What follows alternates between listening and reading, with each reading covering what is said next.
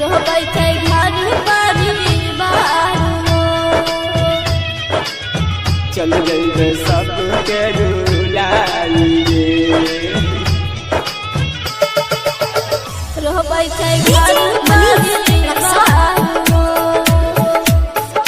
आप सुन रहे हैं भीमा DS और शीला रानी की आवाज। कथ के कहर भाई बाबा लिहला बनाई कह देला बेटी के विदाई हो। रहबै छै भाई अभी रहबै छै भैया रहबै छै घर परिवार हो। रहबै छै भाई अभी रहबै छै भैया रहबै छै घर परिवार हो।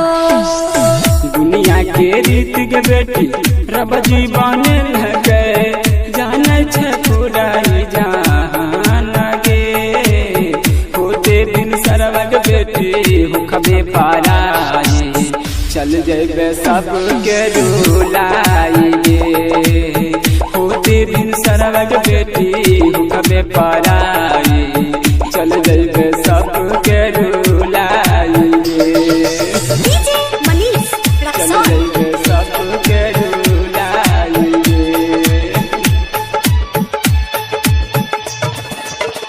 रहबै छै घर परिवार। सितारा स्टूडियो 0 माइल भागलपुर। भेलो कहसूर सुनाए चाचा कह देला बेटी के पाराए हो। रहबै छै भैया भौजी रहबै छै फुआ कब नहीं कहा रहनी चलो जुआ हो। रहबै छै भैया भौजी रहबै छै फुआ कब नहीं कहा रहनी चलो जुआ हो।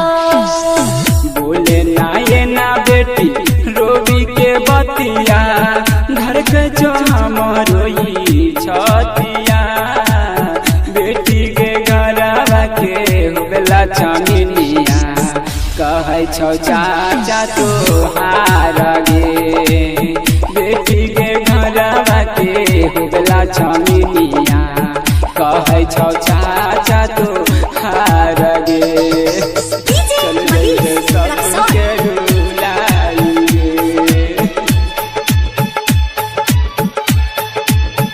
रहबै छै घर परिवार। आप सुन रहे हैं भीमा DS और शीला रानी की आवाज। सुना हो भीम भैया कब ने गलतिया कह देला हमारा पराई हो। रहबै छै दादा दादी रहबै छै भैया रहबै छै घर परिवार हो। रहबै छै दादा दादी रहबै छै भैया रहबै छै घर परिवार हो। सुनले गे शीला बहिना मान कहानावा भैया कहो समझाई गे लीला के बेटी सुने नाना रोब अब छो हमारो रुलाई गे लीला के बेटी सुने नाना रोब अब छो हमारो रुलाई गे।